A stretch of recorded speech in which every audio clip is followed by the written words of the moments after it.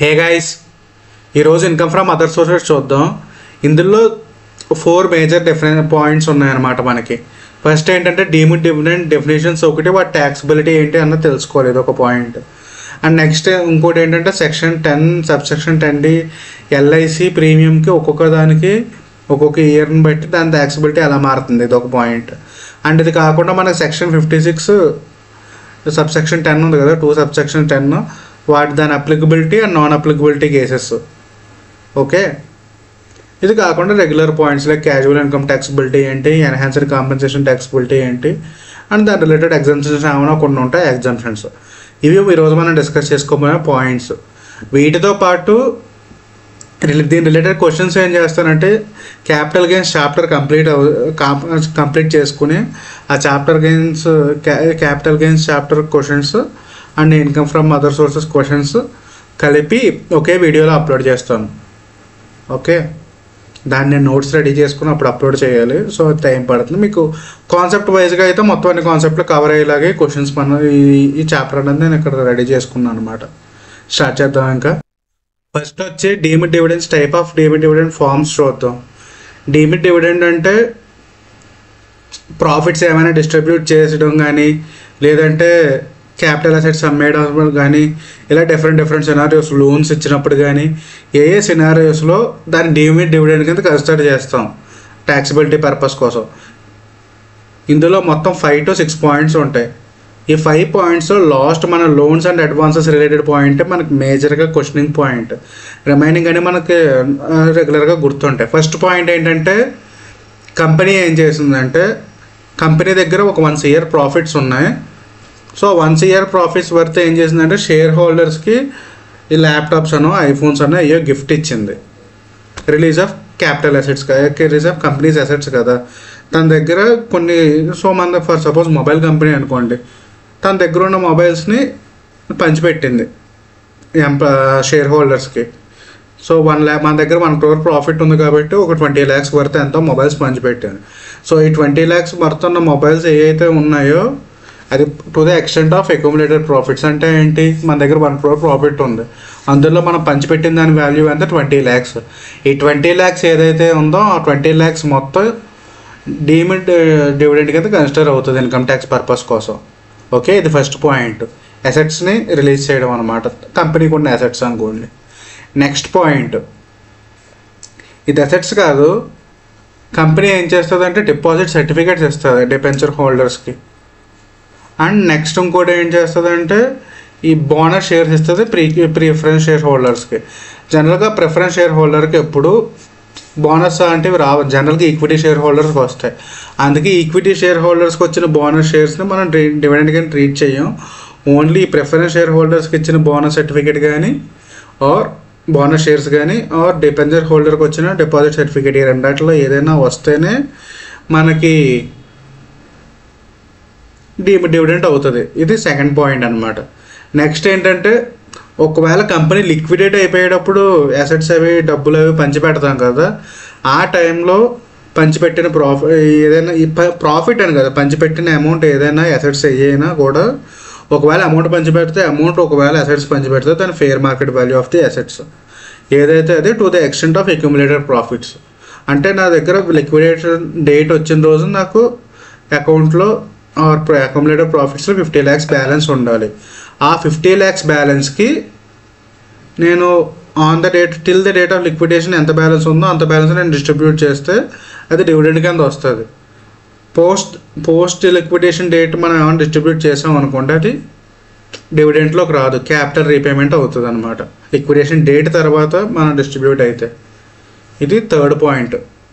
And next వచ్చి ఏంటంటే reduction of capital. కొన్నిసార్లు రిడక్షన్ ఆఫ్ క్యాపిటల్ అంటే నథింగ్ బట్ బైబ్యాక్ ఇలాంటివి వస్తాయి కదా, ఆ టైంలో amount to the extent of buyback అని కాదు, మీకు డిబెంచర్స్ రీపేమెంట్ అని కానీ అలాంటి డిఫరెంట్ అని తీసుకోండి. సో ఈ పాయింట్స్ అన్నిటిలో రీపేమెంట్ అంతా కూడా అక్యుములేటెడ్ ప్రాఫిట్స్ రిలేటెడ్గా బ్యాలెన్స్ తగ్గించుకుంది అనుకోండి కంపెనీ, అదంతా కూడా డివిడెండ్ అవుతుంది. నెక్స్ట్ పాయింట్ ఏంటంటే బాగా ఇంపార్టెంట్ పాయింట్, ఇది గుర్తుంచుకోండి. ఇది ఓన్లీ ఏంటంటే క్లోజ్లీ హెల్డ్ కంపెనీకి అప్లై అవుతుంది. క్లోజ్లీ హెల్డ్ కంపెనీ అంటే నథింగ్ బట్ అందులో పబ్లిక్కి పెద్ద షేర్లు ఉండవు. మోస్ట్ ఆఫ్ ది షేర్స్ అంటే ఏముంటాయంటే ప్రైవేట్ పర్సన్స్ దగ్గర ఉంటాయన్నమాట. సో ఆ కేసులో ఏదైనా ఒక పర్టికులర్ షేర్ హోల్డర్కి కంపెనీ లోన్ ఇచ్చింది అండ్ ఆ షేర్ హోల్డర్కి ఏంటంటే కంపెనీలో 10% ఆర్ అంతకంటే అబవ్ ఓటింగ్ పవర్ ఉందన్నమాట. సో ఇక్కడ ఏంటంటే సబ్స్టాన్షియల్లీ ఇంట్రెస్టెడ్ అంటారనమాట ఈ షేర్ హోల్డర్ మీద. సో ఆ ఇంట్రెస్ట్ ఉండి వాళ్ళకి ఒకవేళ లోన్ ఇచ్చింది కంపెనీ ఒక 10 lakhs ఎంతో, కంపెనీ దగ్గర 50 lakhs ప్రాఫిట్ ఉంది. 10 lakhs ఏదైతే లోన్ ఇచ్చిందో పర్టికులర్ షేర్ హోల్డర్కి ఆ 10 lakhs మొత్తం లోన్ కూడా అది డీమ్డ్ డివిడెండ్ కింద వస్తుంది. ఈవెన్తో అది దాన్ని ఆ లోన్ మళ్ళీ రీపేమెంట్ అయిపోయినా కూడా మనకేం సంబంధం లేదు. అది పేమెంట్ చేసినప్పుడు మాత్రం డీమ్డ్ డివిడెండ్ కింద వస్తుంది అనమాట, లోన్ ఇచ్చినప్పుడు మాత్రం. అండ్ నెక్స్ట్ పాయింట్, ఈసారి ఈ షేర్ హోల్డర్ ఎవరైతే ఉన్నారో వాళ్ళకి డైరెక్ట్గా ఇవ్వలేదు మనం. ఈ షేర్ హోల్డర్కి ఒక ఫర్ము లేదంటే కోఆపరేటివ్ సొసైటీ ఏదో సంథింగ్ ఒక కంపెనీ ఏదో ఒకటి ఉంది, ఏదో ఒక ఆల్టర్నేటివ్ కన్సర్న్ ఉందన్నమాట, హెచ్యుఎఫ్ఓ ఎల్ఎల్పిఓ ఏదో ఒకటి. ఈ కన్సర్న్స్లో ఆ షేర్ హోల్డర్కి 20% అండ్ అబౌవ్ షేర్ హోల్డింగ్ ఉంది. ఆ కంపెనీకి మనం లోన్ ఇచ్చాం. ఈ షేర్ హోల్డర్ ఎవరైతే ఉన్నారో 10% హోల్డింగ్ చేసుకున్నాడో వాళ్ళకి లోన్ ఇచ్చాం. అది కూడా మీకు డివిడెండ్ కింద ట్రీట్ అవుతుంది. ఇది మెయిన్ అండ్ ఇంపార్టెంట్ మన మ్యాక్సిమం క్వశ్చన్ అడిగే పాయింట్ ఇది క్లోజ్లీ హెల్డ్ కంపెనీస్ గురించి. సో ఈ క్లోజ్లీ హెల్డ్ కంపెనీ అంటే నథింగ్ బట్ ప్రైవేట్ లిమిటెడ్ అని అనుకోవచ్చు. అండ్ మెయిన్ డెఫినేషన్ ఏంటంటే పబ్లిక్ నాట్ సబ్స్టాన్షియలీ ఇంట్రెస్టెడ్ అంటే నథింగ్ బట్ ఏంటి 60% ఆర్ 70% ప్రైవేట్ వాళ్ళ చేతిలో ఉందని అర్థం. ఓకే, ఇది ఎక్కడికి ఆ అడ్వాన్స్ అన్నది క్లియర్ అయింది కదా. ఇక్కడ ఈ అడ్వాన్స్ అండ్ లోన్స్ డిస్కస్ చేసుకున్నప్పుడు ఒక 2 ఇంపార్టెంట్ పాయింట్స్ ఉన్నాయి. అందులో ఏమేంటంటే డిఫరెంట్ కేసులలో మనకి రెగ్యులర్గా ట్రేడ్ రిసీవబుల్స్ కూడా అడ్వాన్సెస్ కింద వస్తుంది కదా. Trade receivables, trade payables, trade advances అనుకోండి కరెక్ట్గా చెప్పాలంటే. ఆ ట్రేడ్ అడ్వాన్సెస్ అన్నవి మీకు ఈ లోన్స్ పాయింట్లోకి రాదు. అంటే నువ్వు రెగ్యులర్గా ఒక ఏదైనా ఒక సప్లైతో నీకు ట్రాన్సాక్షన్స్ ఉన్నాయి, వాళ్ళకి నీకు అడ్వాన్స్ ఇచ్చావు గూడ్స్ కోసమో దేనికోసమో, ఆ గూడ్స్ అడ్వాన్స్ అన్నది నీకు ఈ కన్సిడరేషన్లోకి రాదనమాట. అండ్ నెక్స్ట్ ఇంకోటి ఏంటంటే ఈ కంపెనీ మెయిన్ బిజినెస్సే లోన్ అవ్వడం అనుకో, ఆ కంపెనీ కూడా ఆ సిచ్యువేషన్లో కూడా ఈ డీమ్డ్ డివిడెండ్ అన్న కాన్సెప్ట్ అప్లై అవ్వదు. ఓన్లీ క్లోజ్లీ హెల్డ్ కంపెనీ అయి ఉండాలి, అందులో మన షేర్ హోల్డర్కి 10% అండ్ అబోవ్ ఓటింగ్ రైట్స్ ఉండాలి. ఏదర్ ఆ షేర్ హోల్డర్కైనా అమౌంట్ వెళ్ళి ఉండాలి, లేదంటే ఆ షేర్ హోల్డర్కి ఉన్న ఎల్ఎల్పికి కానీ పార్ట్నర్షిప్కి కానీ లేదంటే ఏమంటారు హెచ్యుఎఫ్కి కానీ వీటికి ఏటికి వెళ్ళినా దాన్ని డీమ్డ్ డివిడెండ్ అంటాం. ఓకే, ఇవి డీమ్డ్ డివిడెంట్లో డెఫినేషన్స్. అండ్ బైబ్యాక్ కేసుకు వచ్చేటప్పుడు మన డీమ్డ్ డివిడెంట్లో ఒకవేళ షేర్స్ బైబ్యాక్ అయినప్పుడు ఇష్యూ కూడా మనకి ఇచ్చాడనమాట ఇక్కడ సినారియో. ఈ బైబ్యాక్ సినారియోలో 2 ట్యాక్సిబిలిటీస్ ఉన్నాయి. అంటే అంతకుముందు ప్రొవిజన్ ప్రకారంగా ఒకటి, ప్రజెంట్ ఉన్న ప్రొవిజన్ ప్రకారంగా ఒకటి అన్నట్టు. ఇందాక బైబ్యాక్ గురించి ఒకటి చూద్దాం అన్నా కదా.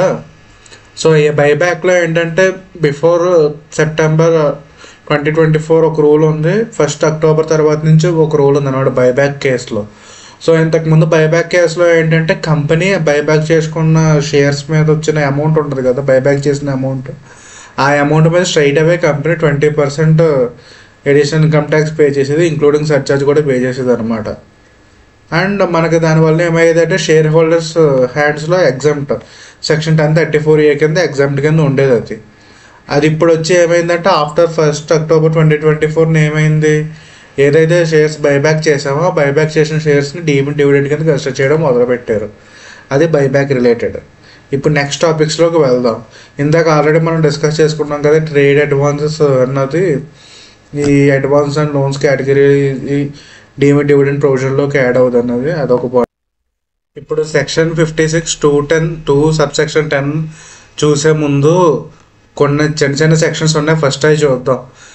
ఫస్ట్ ప్రొవిజన్ ఏంటంటే క్యాజువల్ ఇన్కమ్లోకి ఏమొస్తాయి, హార్స్ రైడింగ్ కానీ, లాటరీస్ కానీ, విన్నింగ్ ఫ్రమ్ బెట్టింగ్ గేమ్స్ కానీ ఇలాంటివి ఏమైనా ఉంటాయి కదా, ఆన్లైన్ గేమింగ్, ఇవి అన్నిటి మీద 30% పడుతుంది. ఇది ఒక ప్రొవిజన్.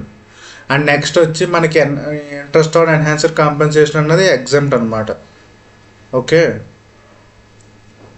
నార్మల్గా ఎన్హాన్సర్ కాంపెన్సేషన్ అంటే మన గవర్నమెంట్ అది కంపల్సరీ ఎక్విజిషన్ చేసుకున్నప్పుడు కంపెన్సేషన్ ప్రొవైడ్ చేస్తుంది కదా.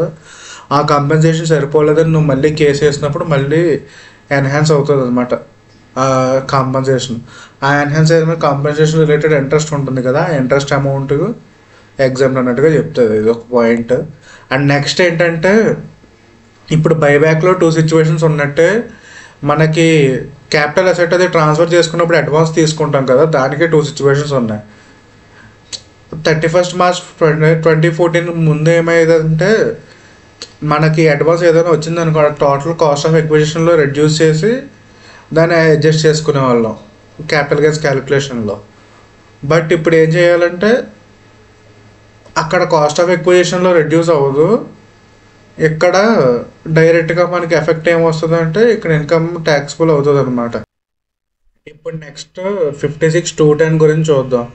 ఈ 56(2)(10) సెక్షన్ ఏంటంటే సింపుల్గా చెప్పాలంటే ఏ పర్సన్కైనా 50,000 రూపీస్ అండ్ ఎక్స్ట్రా కనుక బెనిఫిట్ వస్తే ఆ పర్సన్ 50,000 ఎక్స్ట్రా వచ్చిన దాని మీద కంప్లీట్గా ట్యాక్స్ పే చేయాల్సి ఉంటుంది. అది ఒకవేళ మనీ వస్తే 50,000 రూపీస్ ఆర్ మోర్ మనీ వచ్చి ఉండాలి. ఒకవేళ వితౌట్ కన్సిడరేషన్ వస్తే ఆ ప్రాపర్టీ వాల్యూ 50,000 ఆర్ మోర్ ఉండాలి in case of movable property. In case of immovable property అయితే కనుక stamp value of the property వచ్చి 50,000 ఆర్ మోర్ ఉండాలి. అలా కాదు, ఇన్ అడ్వకేట్ కన్సిడరేషన్ ట్రాన్స్ఫర్ చేశారనుకోండి, సో ఇన్ అడ్వకేట్ కన్సిడరేషన్కి ట్రాన్స్ఫర్ చేసినప్పుడు ఈ డిఫరెన్స్ అమౌంట్ ఉంటుంది కదా, యాక్చువల్ మనం ట్రాన్స్ఫర్ చేసిన ప్రైస్ దాన్ని అసెట్ ప్రాపర్టీ ప్రైస్, ఆ డిఫరెన్స్ అమౌంట్ 50,000 కానీ అంతకంటే ఎక్కువ 10% విచ్ ఎవర్ ఈజ్ హయ్యర్ ఉండాలన్నమాట. అంత డిఫరెన్స్ ఉంటే కనుక అది ట్యాక్సిబుల్ అవుతుంది 56(2)(10)లో.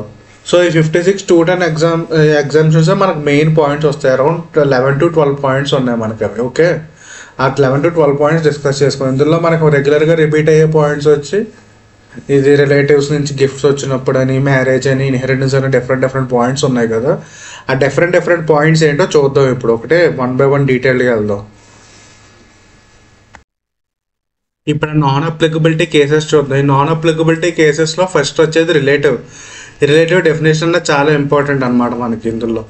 సో ఈ రిలేటివ్ డెఫినేషన్లో మనకి ఇండివిజువల్ పాయింట్ ఆఫ్ వ్యూ అంటే ఎవరైతే ట్యాక్స్ పే ఉంటారో ఆ పాయింట్ ఆఫ్ వ్యూలో రిలేటివ్స్ ఉంటారు అండ్ స్పౌజ్ రిలేటివ్స్ కూడా ఉంటారు కదా. సో ఇందులో ఇండివిజువల్కి ఏంటంటే ఇండివిజువల్ లీనియర్ అసెండెంట్స్, లీనియర్ డిసెండెంట్స్ అంటే మన ఇండివిజువల్ వాళ్ళ పిల్లలు, వాళ్ళ అమ్మా నాన్నలు ఇద్దరు వస్తారు. అండ్ ఇండివిజువల్ వాళ్ళ అమ్మా నాన్నలోకి బ్రదర్ అండ్ సిస్టర్ వస్తే వాళ్ళు ఉంటారు. ఆ బ్రదర్ అండ్ సిస్టర్కి ఒకవేళ స్పౌజెస్ ఉంటే నా స్పౌజెస్ కూడా వస్తారనమాట. ఇది ఇండివిజువల్ కేసులో.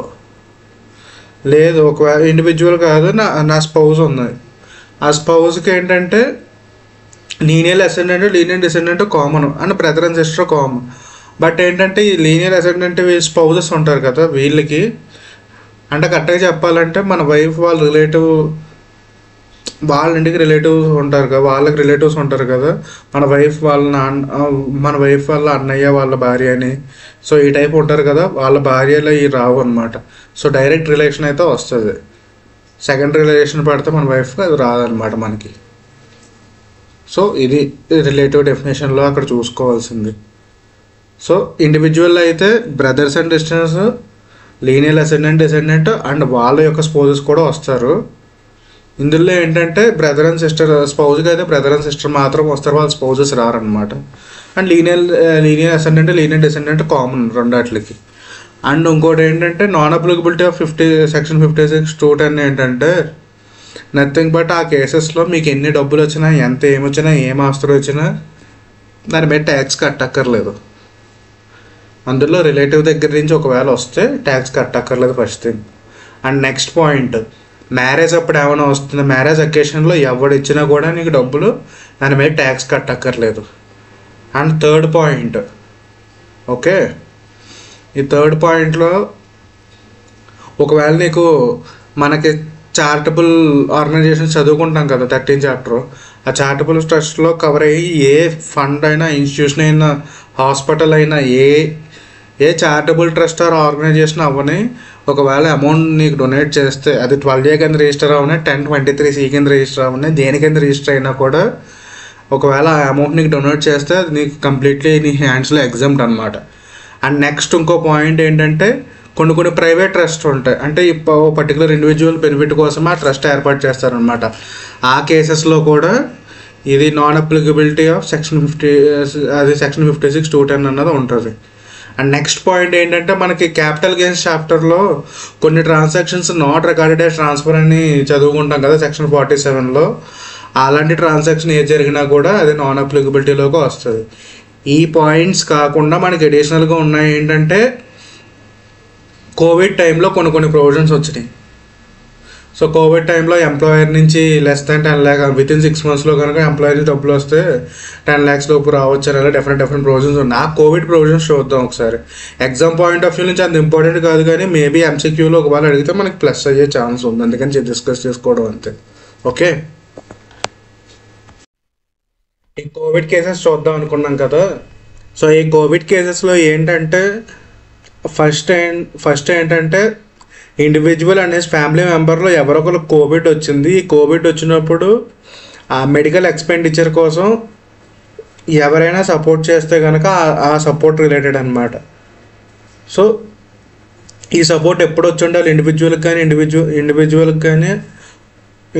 కానీ వాళ్ళ ఫ్యామిలీ మెంబర్కి కానీ ఎవరైనా కోవిడ్ అటాక్ అయ్యి పాజిటివ్ రిపోర్ట్ ఉండాలి, ఆ డయాగ్నోసిస్ ప్రూఫ్ ఉండాలి, అండ్ మెడికల్ సర్టిఫికేట్స్ ఇవన్నీ కూడా ఉండాలన్నమాట. Within 6 months from date of కోవిడ్లో కనుక ఒకవేళ ఈ డబ్బులు మనకు వస్తే ఈ ఇండివిజువల్కి ఆ అమౌంట్కి ఈ ఎగ్జామ్షన్ అన్నది అప్లై అవుతుంది. అండ్ ఏంటంటే ఈ అమౌంట్ ఎంతైతే వచ్చిందో ఆ అమౌంట్ అంత ఇన్ఫర్మేషన్ అంతా కూడా Form 1లో ఇన్కమ్ ట్యాక్స్కి within 9 months from financial year మనం సబ్మిట్ చేయాలి. బట్ ఇన్ కేస్ మనకి 1920లో ఇది కోవిడ్ అమౌంట్ వస్తే కనుక 2021లో 9 monthsకి మనం అది ఖచ్చితంగా మనం అది ఫైల్ చేసి ఉండాలి. అంటే December 2020కి మనకి వచ్చిన క్లెయిమ్ గురించి డీటెయిల్స్ ఇన్కమ్ ట్యాక్స్ డిపార్ట్మెంట్కి పెట్టాలన్నమాట. ఇది మ్యాండేటరీ డాక్యుమెంట్, అది లేకపోతే కనుక ఈ ఎగ్జామ్షన్ అన్నది అప్లికబుల్ అవ్వదు. అండ్ నెక్స్ట్ ఏంటంటే ఇన్ కేస్ ఇండివిజువల్ చనిపోయారు అండ్ వాళ్ళ ఫ్యామిలీ కోవిడ్ కాంపెన్సేషన్ రిసీవ్ చేసుకుంది, ఒకవేళ ఏ ఇండివిజువల్ ఎక్కడైతే పనిచేస్తున్నాడో ఆ ఎంప్లాయర్ కనుక అమౌంట్ ఇస్తే ఎంత అమౌంట్ ఇచ్చినా ఎగ్జామ్షన్ అనమాట. సో వాటికి ఏమీ ట్యాక్స్ పడదు. ఒకవేళ అదర్ దెన్ ఎంప్లాయర్ ఇస్తే 10 lakhs లోపు అయితే ఎగ్జామ్షన్ ఉంటుంది, దానిపైన అయితే ఎగ్జామ్షన్ ఉండదు. సో ఈ ఎగ్జామ్స్ అనేది కావాలంటే మీ దగ్గర ఎవరైతే పర్సన్ చనిపోయారో ఆ పర్సన్ కోవిడ్ రిలేటెడ్ ప్రాబ్లం వల్లే చనిపోయారని, and within 6 months of Covid positive వచ్చిన వితిన్ 6 monthsలోనే చనిపోయారని డెత్ సర్టిఫికేట్ ప్రూఫ్ ఉండాలి, అండ్ మెడికల్ రికార్డ్స్ కూడా క్లియర్గా ఉండాలన్నమాట. ఇవన్నీ గవర్నమెంట్కి సబ్మిట్ చేయాలి. అండ్ నెక్స్ట్ ఏంటంటే Form Aలో ఈ అమౌంట్ ఎంతైతే వచ్చిందో ఆ వివరాలంతా కూడా మనం ఇన్కమ్ ట్యాక్స్కి రిపోర్ట్ చేయాలి. సో ఇది కోవిడ్ అప్పుడు ఉన్న ఎగ్జామ్షన్స్. సో ఇందాక మనం అప్లికబిలిటీ అన్నది, నాన్ అప్లికబుల్ కేసెస్ అన్నది ఒకసారి చెప్పుకున్నాం కదా, అంతా ఒక్కసారి రివైజ్ చేస్తాను మళ్ళీ. దాని తర్వాత సో ఈ నాన్ అప్లికబిలిటీ కేసెస్లోనే నోటిఫికేషన్ ఇచ్చి మళ్ళీ ఇంకొన్ని నాన్ ఎగ్జామ్షన్స్ పెట్టారు other than this 56 210 general exemptions.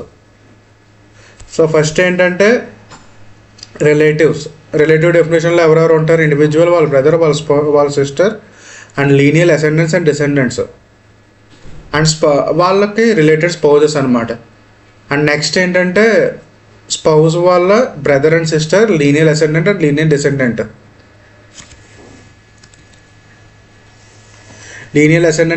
Descendant. Okay, ఇది కాకుండా నెక్స్ట్ పాయింట్ ఏంటంటే ఒకవేళ మ్యారేజ్ అకేషన్లో ఎవరైనా మనకి అమౌంట్ ఇస్తే అది కంప్లీట్లీ ఎగ్జామ్ట్. అండ్ నెక్స్ట్ వచ్చి మీకు రిమైనింగ్ వాటిల్లో ఒకవేళ 12A section 1023C and remaining సెక్షన్స్లో కనుక ఒకవేళ ఏదైనా ఫండ్ కానీ, ఎడ్యుకేషన్ ఇన్స్టిట్యూషన్ కానీ, సొసైటీ కానీ ఆర్ హాస్పిటల్ కానీ ఇలాంటివి ఏదైనా కనుక మీకు అమౌంట్ ఇస్తే ఆ అమౌంట్ కంప్లీట్లీ ఎగ్జామ్ట్. ఇలా కాకుండా చారిటబుల్ ట్రస్ట్లో ప్రైవేట్ ట్రస్ట్ ఉంటుంది. అంటే ఏదైనా ఒక పర్టికులర్ ఇండివిజువల్ బెనిఫిట్ కోసమే ఆ ట్రస్ట్ అనేది ఏర్పాటు చేసి ఉంటారు. ఆ ట్రస్ట్ నుంచి వచ్చిన అమౌంట్ కూడా కంప్లీట్లీ ఎగ్జెంప్ట్. ఓకే, ఇవి కాకుండా మనకి సెక్షన్ 47లో నాట్ రికార్డెడ్ యాజ్ ట్రాన్స్ఫర్ అని చెప్పి కొన్ని కేసెస్ ఉంటాయి.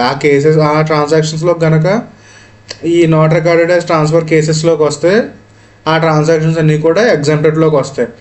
ఈ పాయింట్స్ కాకుండా ఇప్పుడు మనం డిస్కస్ చేసుకున్న కోవిడ్ పాయింట్స్. ఈ కోవిడ్ పాయింట్స్లో ఏంటంటే కోవిడ్కి సంబంధించి ఖచ్చితంగా క్లెయిమ్ చేసుకోవాలంటే మెడికల్ రికార్డ్స్ ఉండాలి, డాక్టర్ సర్టిఫికేట్ ఉండాలి. అండ్ దాంతోపాటు ఇది కోవిడ్ అన్నది ఎఫెక్ట్ అయిన విదిన్ 6 months లోపే ఏదైనా జరిగి ఉండాలన్నమాట. డెత్ అయితే డెత్ జరిగి ఉండాలి, లేదంటే 6 monthsలో ఇది అమౌంట్ వచ్చి ఉండాలి మనకి పైది. అండ్ ఏ ఇన్ఫర్మేషన్ కోవిడ్ రిలేటెడ్ ఏ అమౌంట్ వచ్చినా కూడా విదిన్ 9 months లోపు మనం రిపోర్ట్ చేసి ఉండాలి. ఇవి జనరల్ కేసెస్. ఓకే, ఇప్పుడు రిమైనింగ్ లైన్ ఐటమ్స్లోకి వెళ్దాం మనం. నెక్స్ట్ కొన్ని ఇందాక నోటిఫికేషన్ ఇచ్చి కొన్ని ఎక్స్ట్రా ఎక్సెప్షన్స్ ఉన్నాయన్నాను కదా 50 to 56 210కి. ఆ రిమైనింగ్ ఎక్సెప్షన్స్ ఏంటో చూద్దాం ఒకసారి నోటిఫికేషన్ ప్రకారంగా. ఇప్పుడు నోటిఫికేషన్లో ఎగ్జామ్ట్ అయిన కేసెస్ గురించి చూద్దాం అన్నాను కదా. ఇందులో ఫస్ట్ ఏంటంటే ఢిల్లీలో అనాథరైజ్డ్ కాలనీకి వీళ్ళు ఏంటంటే పట్టాదారులు పట్టా ఇస్తారు కదా. సో ఈ ఏరియా మీకు అలొకేట్ అయింది, ఈ ఏరియా మీకు అలొకేట్ అయింది అని వాళ్ళకి అప్పటి వరకు ఏ సపోర్టింగ్ డాక్యుమెంట్ లేదనమాట. చాలా కాలం నుంచి అక్కడ ఉన్న జనాలకు ఇచ్చిన డాక్యుమెంట్ అది. సో దానివల్ల అది ల్యాండ్ ఎక్వైర్ అయినట్టుగా ఏమైనా వస్తే అది కంప్లీట్లీ ఎగ్జామ్ట్ ఆ ట్రాన్సాక్షన్ అన్నది. అండ్ నెక్స్ట్ వచ్చి ఏంటంటే మీకు ఒకవేళ స్ట్రాటజిక్ డైవెస్ట్మెంట్ ప్లాన్లో ఏమైనా షేర్స్ అలొకేట్ అయితే ఆ షేర్స్ కూడా ఎగ్జామ్ట్. ఈ స్ట్రాటజిక్ డిస్ఇన్వెస్ట్మెంట్ అంటే ఏం లేదు, నథింగ్ బట్ ఏంటంటే గవర్నమెంట్ తన దగ్గర ఉన్న షేర్స్ని ప్రైవేట్ కంపెనీస్కి షేర్స్ ఇస్తుంది అనమాట, కొన్ని అమ్మేస్తుంది. సో అలాంటి షేర్లు వచ్చినప్పుడు కూడా ఆ షేర్ల మీద కూడా కంప్లీట్లీ ఎగ్జామ్ట్ ఉంటుంది. అండ్ నెక్స్ట్ పాయింట్ ఏంటంటే ఇలాగే ఎన్సిఎల్టీ రీస్ట్రక్చరింగ్ స్కీమ్ ద్వారా సబ్సిడరీస్ కానీ కంపెనీ షేర్స్ వేరే అంటే డైరెక్టర్స్ వాళ్ళందరూ రిమూవ్ అయిపోయి కొత్త డైరెక్టర్స్ అలొకేట్ అయ్యి వాళ్ళకి షేర్స్ ట్రాన్స్ఫర్ అయినాయి అనుకోండి. ఎన్సిఎల్టీ రెజల్యూషన్ ప్లాన్ అప్రూవ్ అయిన తర్వాత మనకి చూస్తాం కదా, వైండింగ్ అప్ చాప్టర్లో రెజల్యూషన్ ప్లాన్ గురించి చూస్తాం కదా. సో ఆ రెజల్యూషన్ ప్లాన్ గురించి ఆ రెజల్యూషన్ ప్లాన్ జరిగేటప్పుడు డైరెక్టర్స్ చేంజ్ అయ్యి షేర్స్లో ఏమైనా ట్రాన్స్ఫర్ జరిగినా కూడా ట్రాన్స్ఫర్స్ అన్నది ఎగ్జామ్ట్ అనమాట. సో ఇవి నోటిఫికేషన్లో ఉన్న ఎగ్జామ్షన్స్. రిమైనింగ్ పాయింట్స్ చూద్దాం ఇప్పుడు. ఇంకా ఒకవేళ మనకి ఎంప్లాయ్మెంట్ పోయిందని చెప్పి డబ్బులు ఎవరైనా వేరే వాళ్ళు ఇచ్చారనుకోండి కాంపెన్సేషన్, ఆ కాంపెన్సేషన్ ఏమో income from other sources taxable అవుతుంది. అలా కాదు, ఎంప్లాయరే మనకి టర్మినేట్ చేస్తున్నప్పుడు కాంపెన్సేషన్ ఇస్తే కనుక అది ఇన్కమ్ ఫ్రమ్ శాలరీస్లో ట్యాక్సిబుల్ అవుతుంది. ఇది ఒక పాయింట్ ఇక్కడ మనం చూడాల్సింది. నెక్స్ట్ యూలిప్ గురించి చూద్దాం. యూలిప్ ఏంటంటే అసెస్మెంట్ ఇయర్ 21-22 నుంచి కొంచెం మేజర్ చేంజ్ వచ్చింది. సో ఆ చేంజ్ ముందు ఏంటి, అంతకుముందు పాలసీలు ఏంటి, అంతకుముందు ఆ సెక్షన్ 10(10)D ఎగ్జామ్షన్ ఏంటి, సో ఆ ప్రీమియంకి డేట్స్కి ఉన్న లింక్ ఏంటి అన్నీ చూసి దాని తర్వాత క్లోజ్ చేసేద్దాం. ఓకే, ఇప్పుడు ఆ సెక్షన్ 10D ఎగ్జామ్షన్ గురించి చూద్దాం. సో ఈ సెక్షన్ 10D ఎగ్జామ్షన్ ఏంటంటే ఫస్ట్ ఇయర్ వైజ్ అంటే మీకు ఏ ఇయర్లో పాలసీ ఇష్యూ అయింది ఆ ఇయర్ని బట్టి ఈ ఎగ్జామ్షన్ అన్నది చేంజ్ అవుతూ ఉంటుంది అనమాట. ఒకవేళ మనకి ఇనీషియల్ పాలసీ అన్నది 2003 1 April 2003 కంటే ముందు ఇష్యూ అయిన ఎల్ఐసి పాలసీ అయితే కనుక ఆ ఎల్ఐసి పాలసీ వచ్చి ఆ ఎల్ఐసి పాలసీ నుంచి మనకి ఏమైనా డబ్బులు వచ్చినాయి అనుకోండి, ఆ డబ్బులు అనేది కంప్లీట్లీ ఎగ్జామ్ట్. ఓకే, ఇది ఫస్ట్ పాయింట్. సో దాని తర్వాత 2003 నుంచి 31 March 2012 మధ్యలో ఏదైనా మనకి డబ్బులు వచ్చినాయి అనుకోండి, ఆ డబ్బులు ఎగ్జామ్ట్. ఈ ఇన్సూరెన్స్ పాలసీ డబ్బులు వస్తే ఆ డబ్బులు ఎగ్జామ్ట్ అనమాట. ప్రొవైడెడ్ మీరు ఇన్ని సంవత్సరాల్లో కట్టిన ఇన్సూరెన్స్ ఉంది కదా, ఆ ఇన్సూరెన్స్లో ఏ ఇయర్ కూడా మీకు కట్టిన ప్రీమియం 20% కంటే ఎక్కువ దాటకూడదు అనమాట యాక్చువల్ సమ్ ఆఫ్ అష్యూర్డ్ని. సో ఇప్పుడు అక్కడ 2012 31 March తర్వాత 1 yearలో మళ్ళీ ఏమైనా పాలసీ ఇష్యూ ఏంటంటే బిఫోర్ 1/4/2013 ఈ లోపు కనుక ఏదైనా పాలసీ ఇష్యూ అండి, ఆ పాలసీ కనుక నువ్వు తీసుకొని ఉంటే ఆ పాలసీ నుంచి వచ్చిన ఎంటైర్ అమౌంట్ ఎగ్జామ్ట్ ప్రొవైడెడ్ ఏం చేయాలంటే నువ్వు కట్టిన ఇన్సూరెన్స్ ప్రీమియం ఇన్ని ఇయర్స్ ఇన్సూరెన్స్ ప్రీమియం కట్టావు కదా, ఇన్ని ఇయర్స్లో కట్టిన ఏ ఇన్సూరెన్స్ ప్రీమియం అయినా ఈ యాక్చువల్ సమ్ అష్యూర్డ్ ఉంటుంది కదా. ఫర్ ఎగ్జాంపుల్ 5 lakhs అనుకుంటే 20% దాటి ఉండకూడదు, అంటే 1 lakh దాటి ఉండకూడదు. సింపుల్గా చెప్పాలంటే ఒక 10 financial years నువ్వు ఇన్సూరెన్స్ పాలసీ తీసుకున్నావు, ఇన్సూరెన్స్ యాక్చువల్ సమ్ ఇన్సూర్డ్ వచ్చి నీకు 5 lakhs ఉంది. సో ఈ 5 lakhsలో 20% అంటే ఎంత 1 lakh. ఈ 10 yearsలో కూడా ఏ సింగిల్ ఇయర్లో కూడా నీకు 1 lakh దాటకూడదు అనమాట ఈ ఇయర్లో తీసుకున్న ఫైనాన్షియల్ పాలసీది. సేమ్ ఇదే ఎగ్జాంపుల్ ప్రీవియస్ 2003 నుంచి 2012 మధ్యలో ఇష్యూ చేసిన పాలసీకి అయితే ఎలా తీసుకోవచ్చు అంటే 10%, అంటే 5 lakhs 10% 50,000 దాటకూడదు ఏ ఫైనాన్షియల్ ఇయర్లో. ఓకే, ఇది ఒక సెట్. సో ఈ 2013 తర్వాత కొంచెం ప్రొవిజన్స్ మారినాయి అనమాట. ఏంటంటే నార్మల్గా మనకి 80 DDB డిసేబుల్డ్ పర్సన్స్ ఉంటారు కదా, ఆ సెక్షన్ ప్రకారంగా డిసేబిలిటీ ఉంటే కనుక 1% అప్లై అవుతుంది సమ్ ఆఫ్ ఇన్సూర్డ్ అన్నది. మనకి ఎంత 20% 10% ఎలా చూసామో అలాగే వీళ్ళకి డిఫరెంట్ పర్సెంటేజ్ అప్లై అయ్యింది. ఒకవేళ వీళ్ళు 80 DDB కింద కానీ 80U కింద కానీ డిసేబుల్డ్ పర్సన్స్ అయ్యి ఉంటే వాళ్ళ పేరు మీద పాలసీ ఉంటే సో అందులో వచ్చిన దాంట్లో 15% దాటకూడదు అనమాట, అంటే 75,000 దాటకూడదు. ఈ మన ఇందాక 5 lakhs ఎగ్జాంపుల్లోనే ఏ ఫైనాన్షియల్ ఇయర్లో అన్నా 75,000 కంటే ఎక్కువ ప్రీమియం కడితే ఆ పాలసీ ఈ ఎగ్జామ్షన్ అనేది ఎలిజిబుల్ అవ్వదు అనమాట. ఇది ఒకటి గుర్తుంచుకోవాలి. అండ్ నెక్స్ట్ పాయింట్, ఈ 5 points అన్నీ అయిపోయిన తర్వాత ఈ 80 DDB కేసు కాకుండా రిమైనింగ్ కేసు అన్నట్లుగా రెగ్యులర్ 10%. ఓకే, నెక్స్ట్ వచ్చిన చేంజ్ ఏంటంటే 2020-21 వచ్చింది. ఈ 2020-21లో యూలిప్ పాలసీ గురించి, unit linked insurance policy. Unit linked insurance policy అంటే దాని రిటర్న్స్ అన్నది నీకు మార్కెట్లో ఉన్న ఇన్వెస్ట్మెంట్స్ని బట్టి లింక్ అయ్యి ఉంటుంది అనమాట రేట్ అది. సో దాన్ని యూనిట్ లింక్డ్ ఇన్సూరెన్స్ పాలసీ అంటారు. సో ఇది 1st February 2021 బిఫోర్ ఒకటి ఆఫ్టర్ ఒకటి చేంజ్ ఉందన్నమాట. ఆ చేంజెస్ చూసుకోవాలి ఇప్పుడు మనం. ఈ కేసెస్లో యూలిప్ పాలసీలో రిమైనింగ్ కేసెస్ గురించి డిస్కస్ చేసుకుందాం. ఇందులో ఏంటంటే యూలిప్ పాలసీ ఫస్ట్ ఆఫ్టర్ 2021 అంటే 1st February 2021 తర్వాత ఏదైనా యూలిప్ పాలసీ కనుక ఇష్యూ అయ్యి ఉంటే ఆ యూలిప్ పాలసీకి వచ్చిన అమౌంట్ మొత్తం ఎగ్జెంప్ట్ ప్రొవైడెడ్. సో ఆ యూలిప్ పాలసీ రిలేటెడ్ ఇన్సూరెన్స్ కట్టి ఉంటారు కదా, అది ఏ ఫైనాన్షియల్ ఇయర్లోనూ 2,50,000 అంటగా ఎక్కువ కట్టకూడదు అనమాట ఇన్సూరెన్స్ ప్రీమియం. ఇది ఒక కండిషను. మనం ఇందాక డిస్కస్ చేసుకున్న 10-15% కండిషన్ కూడా అప్లై అవుతుంది. అది క్రాస్ అవ్వకూడదు, ఇది క్రాస్ అవ్వడం అనమాట. Which ever is higher. Okay, ఆ లిమిట్లు క్రాస్ అవ్వకూడదు. 10% ఆర్ 15% లిమిట్ కానీ ఇది కానీ. ఒకవేళ 2,50,000 కంటే 10% 15% ఎక్కువ ఉంటే కనుక 2,50,000 దాటింది కాబట్టి పే చేసిన ఇన్సూరెన్స్ దానికి ఎగ్జామ్షన్ అన్నది ప్రొవైడ్ అవ్వదు. సో మనం విచ్ ఎవరేజ్ లోవర్ తీసుకుంటే 2,50,000 ఆర్ 10% 15%. 15%. ఓకే, సేమ్ కేసు ఈ 2023 తర్వాత ఇన్స్టెడ్ ఆఫ్ అది మీకు 2,50,000 ఉండే బదులు 5 lakhs అయ్యింది. అది సేమ్ ప్రొవిజన్ యూనిట్ లింక్ ఎల్ఐసికే కాకుండా నార్మల్ ఎల్ఐసి పాలసీకి కూడా సేమ్ ప్రొవిజన్ వచ్చిందనమాట. So exactly same to same ఉంటుంది. 5 lakhs దాటి ఏ ఫైనాన్షియల్ ఇయర్లోనే అమౌంట్ పే చేయకూడదు. 10% 15% subject to the case, like disability ఉందా లేదా అన్న దాన్ని బట్టి డిపెండ్ అవుతుందా. ఆ లిమిట్స్ దా క్రాస్ అయితే కనుక ఈ సెక్షన్ 10D ఎగ్జామ్షన్ ఉండదు. ఈ యూలిప్ కేసులోని అండ్ ఇప్పుడు మనం డిస్కస్ చేసుకోబోయే ఎల్ఐసి పాలసీ కేసెస్లో ఏంటంటే ఈ లిమిట్స్ ఒకవేళ క్రాస్ అయ్యి మనకి ఎగ్జామ్షన్ రాలేదంటే అలాంటి కేసెస్ ఉన్నాయి కదా, ఆ కేసెస్ అన్నట్లని స్పెసిఫైడ్ యూలిప్స్ కింద తీసుకుని స్పెసిఫైడ్ ఎల్ఐసి పాలసీ కింద తీసుకుని వాటిని క్యాపిటల్ అసెట్ కింద డిక్లేర్ చేయాలి. ఓకే, ఇది మైండ్లో మనం పెట్టుకోవాల్సింది యూలిప్ దాంట్లో. సో దీని తర్వాత నెక్స్ట్ పాయింట్ ఏంటి మనకేంటి, ఒకవేళ ఇన్సూర్డ్ పర్సన్ ఎవరైతే వాళ్ళు ఉన్నారో వాళ్ళు చనిపోయిన తర్వాత అమౌంట్ వచ్చిందనుకో 10% 15% 20% ఏం మనకు సంబంధం లేదు, ఎంతైతే అంత కంప్లీట్లీ ఎగ్జామ్ట్ అనమాట. ఇది సెక్షన్ 10 సబ్సెక్షన్ 10D అనమాట, ఇది ఇన్సూరెన్స్ రిలేటెడ్. అండ్ నెక్స్ట్ వచ్చి మనం ఏంటంటే section 57 eligible deductions for this income from other sources చూద్దాం.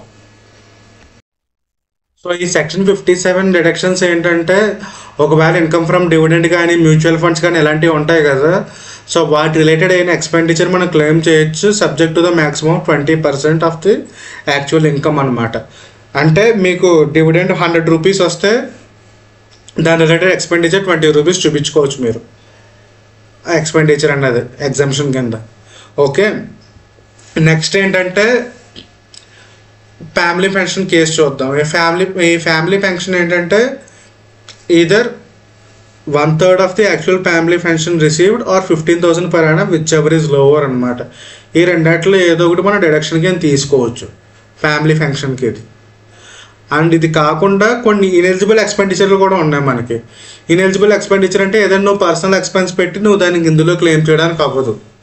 అండ్ నెక్స్ట్ ఇంకోటి ఏంటంటే మీరు చూసుకోవాల్సింది, వీళ్ళు క్యాజువల్ బిజినెస్ ఇన్కమ్ వాళ్ళు ఉంటారు కదా, వాళ్ళు ఏదైనా ఎక్స్పెండిచర్ అయ్యిందని చెప్పినా కూడా అది క్లెయిమ్ చేయడానికి అవ్వదు. సో ఈ రెండు మెయిన్ సెక్షన్ 58లో. అండ్ ఇవి కాకుండా మనకి కొన్ని ఇంపార్టెంట్ కేస్ లాస్ ఒకటి ఉన్నాయి. ఇంపార్టెంట్ కేస్ లాస్ ఏంటంటే అందులో కేసులా నేమ్ చెప్పను, జస్ట్ ఆ పాయింట్ ఏంటో చెప్తా. 2 పాయింట్స్ ఉన్నాయి వాటిని ఇందులో మెయిన్గా డిస్కస్ చేసుకోవాల్సినవి. బోనస్ షేర్స్ ఇష్యూ చేయడం అన్నది అదేంటంటే ఎంప్లాయీకి అసెట్ ట్రాన్స్ఫర్ చేయడం అలాంటిది ఇదేమీ అవ్వదు అనమాట. దానివల్ల బోనస్ షేర్స్ అన్నది ఇష్యూ ఆఫ్ అందాక మనం డిస్కస్ చేసుకున్నాం కదా, ఈక్విటీ షేర్స్ హోల్డర్స్కి బోనస్ షేర్స్ ఇష్యూ చేయడం అన్నది డివిడెండ్ కింద రాదు, వాళ్ళకేమో అది బెనిఫిట్ చేసినట్టు అడిషనల్ బెనిఫిట్ చేసినట్టు కాదని. అదే పాయింట్ ఈ కేసులలో ఉందన్నమాట.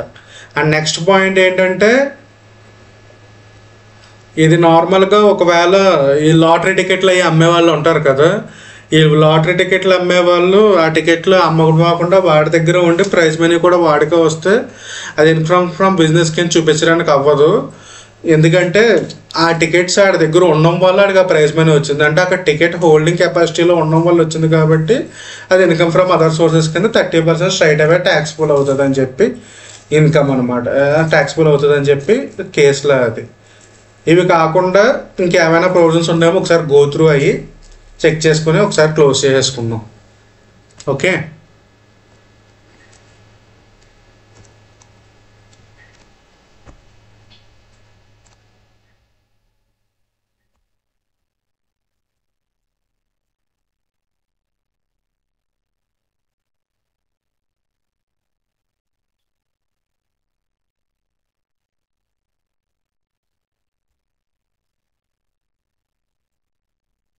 ఓకే ఇందులో ఒక చిన్న 2 పాయింట్స్ చెప్పడం మర్చిపోయా.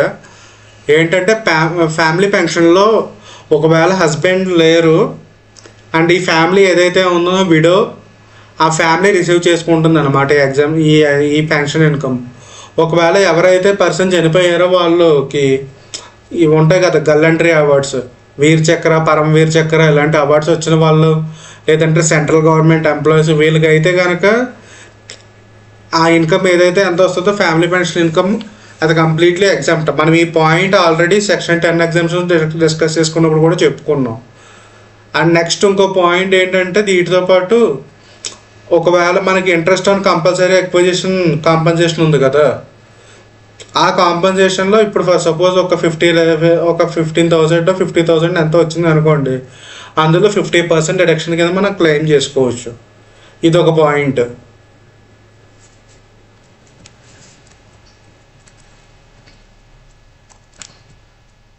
సో ఈ ఫ్యామిలీ పెన్షన్ రిలేటెడ్గా ఒకవేళ ఏదైనా ఎక్స్పెండిచర్ ఇన్కర్ అయితే కనుక ఆ ఎక్స్పెండిచర్ కూడా మనం క్లెయిమ్ చేసుకోవచ్చు.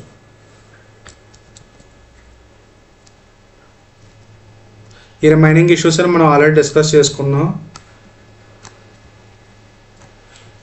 ఈ సెక్షన్ 58 పాయింట్స్ ఏంటంటే ఒకవేళ క్యాష్లో మనకి సెక్షన్ 40A ఉంటుంది కదా, ఒకవేళ టీడీఎస్ పే చేయకుండా శాలరీ కానీ ఇంట్రెస్ట్ కానీ అవుట్ సైడ్ ఎన్ఆర్ఐకి పే చేస్తూ ఉంటే ఆ amount out side India pay చేస్తూ ఉంటే ఆ అమౌంట్ ఎగ్జామ్షన్లోకి రాదని, సేమ్ అదే ఇక్కడ అప్లై అవుతుంది అనమాట. అదే పాయింట్. సో ఈ ఫస్ట్ పాయింట్ అదే, any interest are salary payable out side India అన్న పాయింట్ అదే. ఈ క్యాష్ ఎక్స్పెండిచర్ ఇది కూడా అంతే, మనకు అక్కడ సెక్షన్ 40లో పీజీబీపీలు ఏ పాయింట్ చేసుకుంటాం అదే పాయింట్.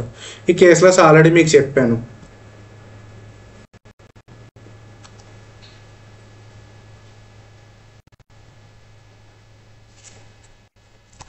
ఎక్కడితో మీకు చెప్తానన్నా నేను పెండింగ్ ఉండిపోయిన income from other sources video కూడా కంప్లీట్ అయ్యింది.